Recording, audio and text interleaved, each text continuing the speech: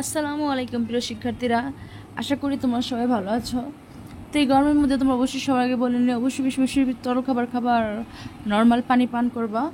এতে তোমাদের শরীর হাইড্রেট থাকবে, ভালো থাকবে, মোটামুটি তোমরা একটু সুস্থ ফিল করবা। তো আশা করি তোমরা নিজেদের খেয়াল রাখবে। গরমের মধ্যে অতিরিক্ত অকারণে রোদের মধ্যে বাইরে গিয়ে ছুটাছুটি দুষ্টামি দৌড়াদৌড়ি করা দরকার নেই, ঠিক আছে? ঘরে বসে শুধু পড়াশোনা করো, রেস্ট করো, বেশি বেশি তরল খাবার, ঠান্ডা পানি না খেয়ে নর্মাল পানি খাও, ঠিক আছে? তো দেখো, আমি ক্লাসটি শুরু করতে যাচ্ছি। প্রথমে আমরা অনুসন্ধানের জন্য একটি প্রশ্নমালা তৈরি করব। নিচে একটি নমুনা দেওয়া আছে। এটির মতো করে তারা দলে বসে আলোচনা করে আমাদের প্রশ্নমালা চূড়ান্ত করব, ঠিক আছে? তো দেখো, এখন আমরা দেখি প্রশ্নমালা। এখানে দেখো একটা প্রশ্নমালা দেওয়া আছে। তো প্রশ্নমালার মধ্যে দেখো কি আছে, যে মুক্তিযুদ্ধের সময়ে আমাদের এলাকার মানুষের পেশার কি কোনো পরিবর্তন হয়েছিল?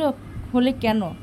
মুক্তিযুদ্ধের সময় আমাদের এলাকায় অবকাঠামোর কোনো পরিবর্তন হয়েছিল কি? হলে কী ধরনের পরিবর্তন ও কেন? ঠিক এরকম প্রথমে আমরা অনুসন্ধানের জন্য একটি প্রশ্নমালা তৈরি করব। এখানে আরেকটা আছে, বাকিগুলো আমাদের করতে হবে। তো দেখো, আরেকটা আছে 3 নাম্বার। মুক্তিযুদ্ধের সময় আমাদের এলাকা পরিচালনার জন্য কোনো রাজনৈতিক বদল হয়েছিল কি?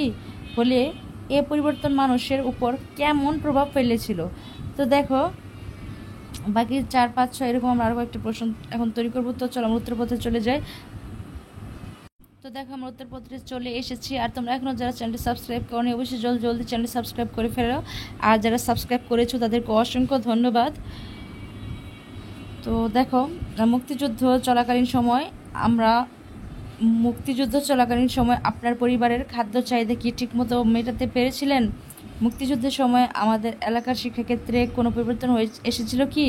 মুক্তিযুদ্ধের সময় আমাদের এলাকার চিকিৎসা ব্যবস্থা কেমন ছিল? মুক্তিযুদ্ধের সময় আমাদের এলাকায় গণমাধ্যম কী রকম ভূমিকা রেখেছিল?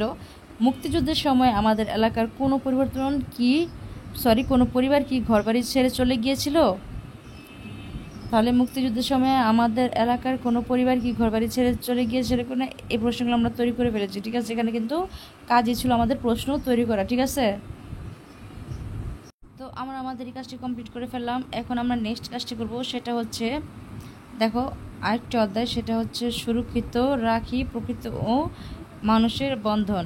এই অধ্যায় থেকে আমরা নেক্সট ক্লাসটি শুরু করবো। এটা কিন্তু এই ক্লাসটির, তো এই নেক্সট ক্লাসটিতে আমরা এখন কি করব, দেখো আমরা এই ছকটি পূরণ করব। আমরা অবশ্যই এই ছকটি কী করবো, পূরণ করব। তো তোমরা এখনও যারা চ্যানেলটি সাবস্ক্রাইব করনি জলদি সাবস্ক্রাইব করে ফেলো। আর যারা সাবস্ক্রাইব করেছো তাদেরকে অসংখ্য ধন্যবাদ।